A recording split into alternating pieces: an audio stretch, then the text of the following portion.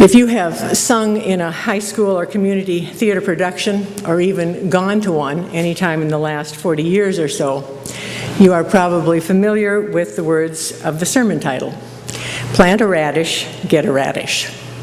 It's a song from a wonderful little musical called The Fantastics that opened in New York at a way off Broadway theater in 1960, which is, I know, well before many of you were born, even before Tom was born.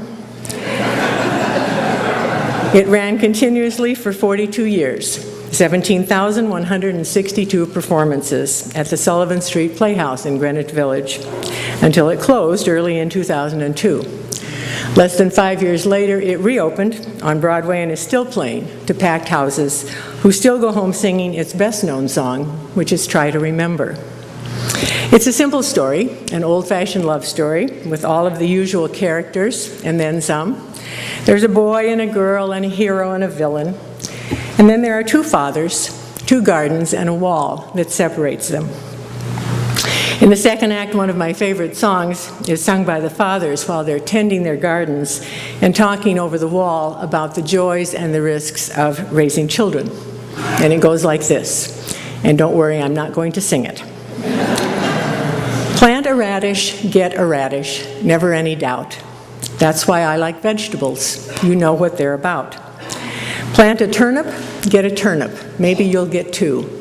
That's why I love vegetables. You know that they'll come through. And it goes on. They're dependable.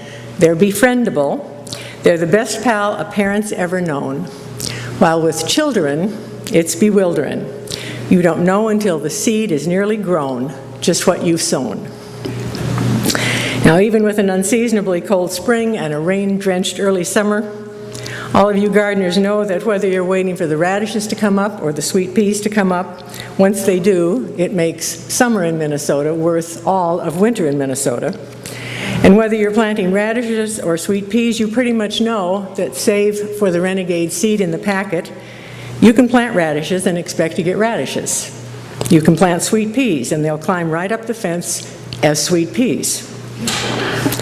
This garden called the church, this garden that we're tending, is never that predictable, and there's no surprise there. Sometimes you think you're planting radishes and you get carrots.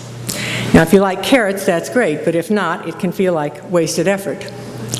Interim pastors are used to planting radishes and getting carrots, and we usually don't mind at all. I'm a person who thinks, for example, that one of the best things about raising children, unlike vegetables, is the unpredictability of it all.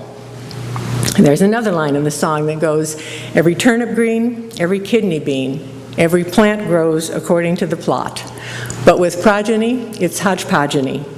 For as soon as you think you know what kind you've got, it's what they're not." Now, all churches are different. But what about those cranky folks at the church in Corinth that Paul was writing to? What kind of seeds were they growing? You'll remember that the Corinthian church was not without its share of challenges, and you know that's just a more polite way of saying they bickered about just about everything. Paul had already spent a long time in Corinth establishing the church, about 1.5 years, according to the story in Acts, about the length of an interim pastorate. He left Corinth and traveled throughout the region in a ministry of evangelism, strengthening all of the disciples, we are told, finally coming back to Ephesus, where he heard about the problems in Corinth. Crossing paths with Paul was a man named Apollos, a Jew from Alexandria, who is described in Acts as an eloquent man, well-versed in the scriptures. We are told that he had been instructed in the way of the Lord, that he spoke with burning enthusiasm and taught accurately the things concerning Jesus. Apollos first came to Ephesus, where he was mentored by Priscilla and Aquila, and then he went to Corinth, where he was warmly received by the growing community of believers in that city. It seems that some of the conflict in Corinth was centered on the various factions that were emerging, each one allying itself with a different leader, including both Paul and Apollos, as well as Peter. Paul relentlessly reminds them in this epistle that the church, the gathered community of believers, belongs to God. The leaders are merely servants of God's larger purpose. It is foolish, then, even destructive and dangerous to choose sides. And Paul poses the question, what then is Apollos? What is Paul? As Paul develops the image, they are field hands, given the chores of planting and cultivating, each one simply doing the task assigned by God. The one who plants and the one who waters are two sides of the same coin. Without the one who plants, there would be no crop to water. Without the one who tends the garden, the crop would die. They may finally be limited in their usefulness, but they are both important. It's the growing process. Gardening is hard work. Some of us are better gardeners than others. I think about the frog and toad story of Frog planting his garden, wondering why the seeds haven't sprouted, and then shouting at them, and then apologizing for shouting at them, and singing to them, and reading to them, and finally falling asleep exhausted from the effort, only to waken and see that in due time God has indeed given the growth. We have spent the last couple of years together planting and watering and fertilizing and weeding. Interim ministry is a time to turn the ground over, to dig deep into the soil of a congregation's history, and remember what it is about this congregation that makes it faithful and loving and joyful, that makes it the place that you want to call home. And as painful as it can be, it's also a time to throw some things into the compost pile, where they can become part of a more productive life cycle. Now that we've come to the end of our time together, and we are already looking ahead to the next one, maybe it would be good to think about what's been planted and where we see signs of new life in this garden that we call McAllister Plymouth. When you're in the middle of it, it's easy to get discouraged. Sometimes we focus so much on what hasn't come up, what hasn't been done, or how the weeds are taking over, we lose sight of all the new growth, all the beauty that is blooming around us. As much as I love what I do, I have to admit that there have been times in every church, including this one, when I have found myself wondering why I haven't been able to move something forward or resolve some issue that's gotten weedy and thorny and overgrown. Last grandchild story here. Every year when we set out the Christmas decorations, we set up what has become one of the finest and possibly the tackiest collection of battery-powered Christmas toys in the world. From the Santa Claus who does the electric slide, to the Chihuahua who sings, to the dancing poinsettias, all courtesy of Derek's annual 5 o'clock Christmas Eve trip to Walgreens. I usually put the dancing poinsettias in the guest bathroom, since they operate on a motion sensor. And having Brenda Lee break into rocking around the Christmas tree when you close the door is always a nice little Christmas surprise. Anyway, when Christmas is over, the dancing poinsettias are replaced by a rather benign little bouquet of silk flowers that neither sing nor dance. The other day, granddaughter number 3, Addie, came out of the bathroom and said, "Grandma, I just can't motivate those flowers to dance." And I thought, yep, I know just what you mean. I can't get them to dance sometimes either. But it's about more than a bunch of dancing flowers, of course, so I wanted to take a quick walk through the garden and give thanks for what's blooming. And we'll start right up here on the chancel. This church has an extraordinary music and worship program. Thanks to a very gifted music staff, to the members of the chancel choir, the youth choir, the children's choir, the handbells, summer soloists, all of whom bring much joy to our worship services and give glory to God. And maybe you've been thinking about trying something new, so just remember that all God's critters got a place in the choir, and there's a place for you. Our hymn writing contest is now in its 17th year, and it just keeps getting better. It's been my honor to be one of the judges for the past 2 years. I'm amazed at the quality of the hymns that are submitted. So with your loving care, what started out as a very small corner of the garden is in full bloom, and you'll want to keep watering that one.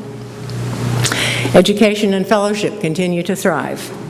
Our children's education program is growing. On good days, we can have as many as 15 to 20 children up here on the chancel steps. We have one of the best youth ministries in either of our denominations, and our mission trips are legendary, and in a good way. Adult education is branching out a bit. We now have 3 ongoing Bible studies. I'm hopeful that it won't be long before we have a 3rd adult education track on Sunday mornings, in addition to the topical forums and the Bible study. Our all-church fellowship events have been full to overflowing. There aren't enough places to put people who want to be part of the round-the-table carol sing or the all-church retreat. Sunday morning coffee hour is always a lively gathering, even when we don't have treats, or even when we don't have coffee. New garden plots have been planted as well. The men's retreat, which certainly came with no guarantees, turned out to be a huge success and resulted in the ongoing monthly men's breakfast. Our women's breakfast group will gather for the first time next month. Mission and outreach has always been a hallmark of this congregation, and we continue to make it a priority, both with our financial support and our volunteer hours. Food shelf donations, Project Home, loaves and fishes are just a small part of how we care for our neighbors. Caring for Creation, the Peacemakers, the Marriage Equality Group have all taken us into new areas of mission and ministry and have planted seeds that continue to blossom in ways that we might not have imagined when we put them in the ground. We continue to maintain and care for this aging building, and unless you've been on the operations committee, you have no idea what a big job that is. Because we value our mission to the community, the building gets a lot of use, from the preschool to the outside groups that meet here on a regular basis to our own groups and committees. And we continue to care for each other. The deacons have instituted several new programs and projects this year, all of which have been received enthusiastically by those who have benefited from their loving care and attention. A lot goes on behind the scenes that you probably never know about. The Finance and Stewardship and the Personnel Committees have labored long and hard to put procedures and policies in place to ensure that our finances are in good order and our staff is in good spirits. And I hope you know what a wonderful staff you have here at McAllister Plymouth. Not everything is coming up roses, of course. We're still going to have our share of financial challenges for a while longer. God willing, we will turn it around and not reach the point of having to lay off staff, which, along with the building, is the largest portion of the annual budget. Stewardship is going to take a little more time and attention, a little more watering and fertilizing before we see much new growth. But think about how much hope there is in a seed. And with every gift, another seed is planted for the future of this church. Good gardeners know the secrets of a healthy garden, and all of them can easily be applied to the church.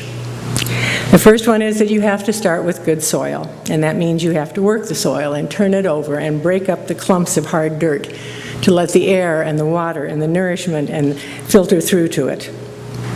You have to spend a lot of time weeding, and that's not always a lot of fun, especially when some of the weeds have such pretty flowers. And sometime in the spring, you have to plant your heart in the garden. And the best way to do all of that is on your knees with your hands in the dirt. And above all, when the unexpected happens, when the cucumbers climb the lilac tree and what you thought were daffodils turn out to be onions, and those onions just won't dance, don't be discouraged. Receive it all with joy. Pay attention to Paul's words. We can plant and we can water, but only God gives the growth. We have to trust that God is in the new growth of this congregation and be open to surprise.